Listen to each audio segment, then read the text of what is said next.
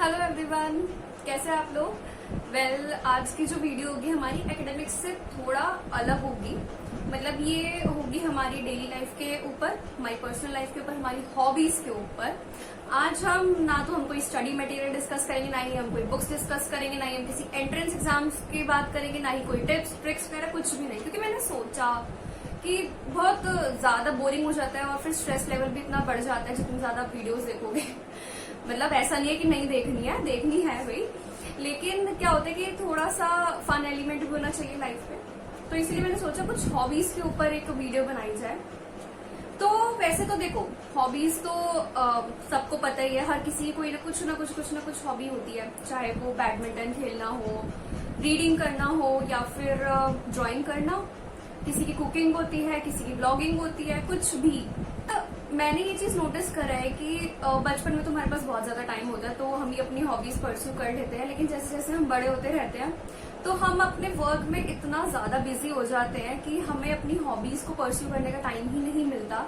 हम ये सोचते हैं कि ना यार, आलतू फालतू की चीजें हैं, इनमें से कौन सा हमारा करियर बनना है जो हम इनको फॉलो करें। अब मतलब मान लो मैं साइंस पढ़ रही हूँ या केमिस्ट्री पढ़ रही हूँ, तो मेरे केमिस्ट्री के एग्जाम में ड्राइंग तो आएगी नहीं जो मैं ड्राइंग करूँ, या फिर कैलीग्राफी तो आएगी नहीं जो मैं कैलीग्राफी करूँ। तो मैं भी क्या सोचूंगी, छोड़, बाद में कभी देख लेंगे जब टाइम मिलेगा। तो वो टाइम कभी मिलता ही नहीं है। हम अपनी वर्क लाइफ में इतना ज्यादा बिजी होते चले जाते हैं। आज एंट्रेंस एग्जाम है, कल को हमारी ग्रेजुएशन है, पोस्ट ग्रेजुएशन है, फिर जॉब, फिर कुछ, तो हम बिजी होते चले जाते हैं। बट वॉट आई फील कि हॉबीज कीप यू अलाइव। हाँ, मतलब अलाइव तो हम अभी भी हैं। हमारी वर्क एफिशिएंसी बढ़ती है, तुम्हारा स्ट्रेस लेवल कम होता है, तो तुम एक हेल्दी लाइफ जी पाते हो। मेरा मोटिव यही था कि एक हेल्दी लाइफ जीने के लिए हमें हॉबीज परस्यू करना जरूरी होता है। अब हॉबीज भी देखो ऐसी तो नहीं होती कि ना फोन चलाना हॉबी है, इससे तो हमें कुछ फायदा नहीं मिलने वाला। बट ऐसी हो सकती है कि कुछ नॉवेल्स रीड करते हैं, या फिर हमने क्या करा, किसी किसी की एक्सरसाइज करना होती है, हॉबी होती है। एक्सरसाइज में क्या कि ना, हम जब तक हम फिजिकली फिट नहीं होंगे तो मेंटली भी कैसे फिट होंगे। मतलब फटीग सा होता रहता है ना अगर तुम फिट नहीं होते हो। खैर, कौन बोल रहा है, क्योंकि मैं खुद भी नहीं करती हूँ, बट स्टिल जो है ट्राई तो हमें करना ही चाहिए थोड़ा थोड़ा सा, कुछ भी। कोई बैडमिंटन बहुत अच्छा खेलता है। पता है क्या, जब मैं नेट की तैयारी कर रही थी तो उसके बीच में लॉकडाउन का पीरियड था 2020 में, तो उस टाइम सब मास्टर शेफ बन गए थे क्योंकि सबने अपना फ्री टाइम एंजॉय करा था। अब आप देखो, आपको क्या, आप ये सोच रहे होंगे हमारे पास उस टाइम बहुत फ्री टाइम था तो इसीलिए हमने अपनी हॉबीज परस्यू करी। किसी ने ड्राइंग भी बनाई, मतलब मैंने बहुतों की देखी, मैंने खुद भी बनाई थी, मैं आपको दिखाऊंगी। और किसी ने कुकिंग करी, कोई अपने घर पर ही खेलते थे इंडोर गेम्स, मतलब इंडोर गेम्स ही ऑब्वियसली। तो क्या होता था, हम बहुत खुश रहते थे। लेकिन हम अपने बिजी स्केड्यूल में से अगर थोड़ा सा टाइम निकाल सकते हैं, और ऑब्वियसली इतना तो कोई भी बिजी नहीं होता। मैं क्या कर, जैसे हम ना पढ़ते पढ़ते एक ना एक दिन ऐसा जरूर आता है ना, हम बिल्कुल फेडअप हो जाते हैं कि यार मैं क्या कर रही हूँ जिंदगी में। मतलब सुबह उठो, पढ़ने बैठ जाओ, फिर लंच करो, फिर दोबारा पढ़ने बैठ जाओ। मतलब ना तुम ढंग से सो पाते, क्योंकि टेंशन इतनी ज्यादा होती है कि अभी एग्जाम की प्रिपरेशन करनी है, अभी कॉलेज जाना है, ये करना है, वो करना है। तो फिर हम क्या होता है कि ना, हम भूलते चले जाते हैं उस चीज को कि क्या हमें क्या पसंद है एग्जैक्टली।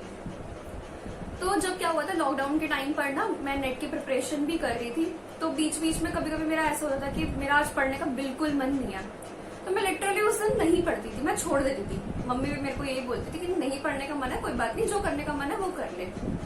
तो मैं छोड़ के फिर मैं क्या करती थी, ड्राइंग। मैंने ना लॉकडाउन में काफी सारी ड्राइंग्स बनाई थी।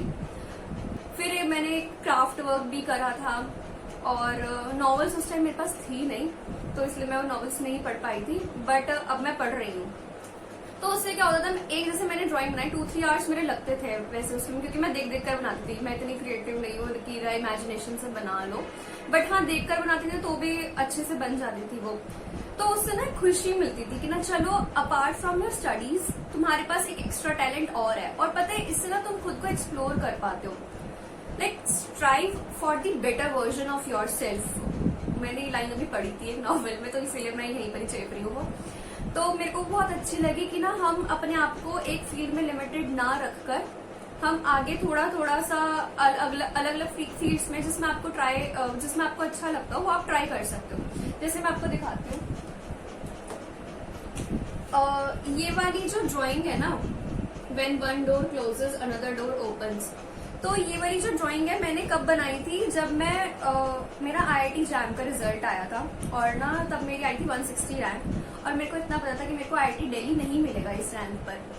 तो because I am born and brought up in Delhi, तो इसलिए मैं चाहती थी और मेरे पेरेंट्स भी यही चाहते थे कि ना मैं दिल्ली से ही अपनी पोस्ट ग्रेजुएशन करूं, बट मेरे को पता चल गया था कि नहीं है। और उस टाइम ना DU की भी DU भी मैंने मेरिट लिस्ट पर भरा था, एंट्रेंस के बेसिस पर नहीं भरा था। तो मेरे को डाइसी सिचुएशन हो चुकी थी कि मेरा DU में भी आएगा कि नहीं आएगा।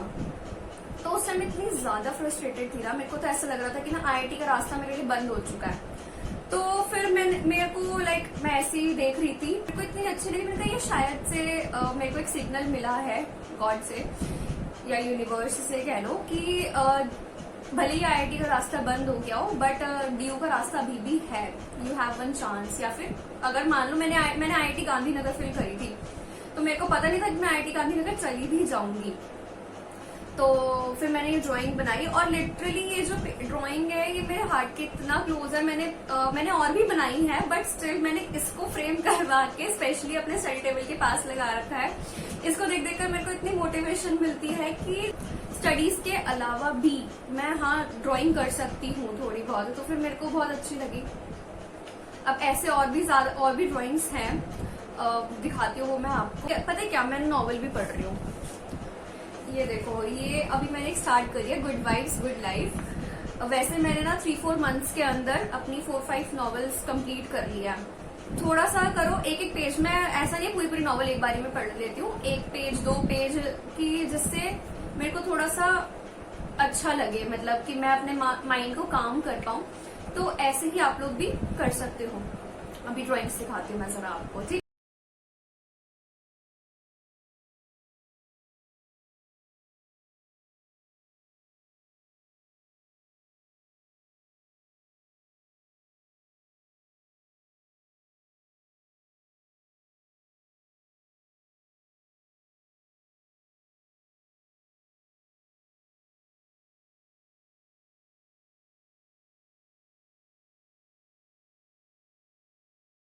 कभी कभी हमें अपनी हॉबीज में ही अपना करियर मिल जाता है।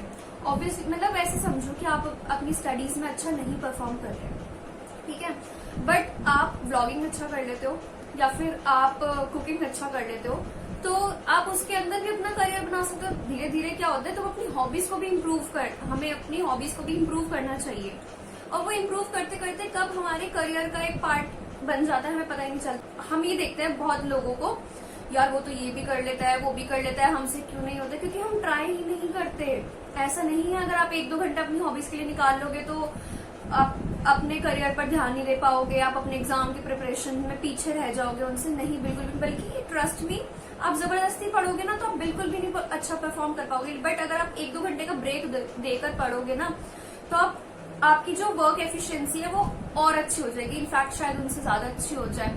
तो बस मैं यही बोलूंगी कि ना अपनी करियर के चक्कर में अपने जो नॉन एकेडमिक इंटरेस्ट है, नॉन करियर इंटरेस्ट जो है, उनको पीछे मत छोड़ो। मेरा मेन मोटिव यही था। वैसे पूरी वीडियो में बस एक ही बात रिपीट करती हुई आई हूँ, बट आई होप आपको ये अच्छी लगी हो। और एक मोटिवेशनल वीडियो थी, शॉर्ट वीडियो, जो मैंने आप सबके लिए बनाई थी। तो all the best everyone for your preparation, जिसमें भी आप प्रिपेयर कर रहे हो, और अपनी हॉबीज को परस्यू करना स्टार्ट कर दो। जो आप पीछे छोड़ आए हो उनको दोबारा से पढ़ना स्टार्ट कर दो, ठीक है। Okay, bye bye, take care everyone.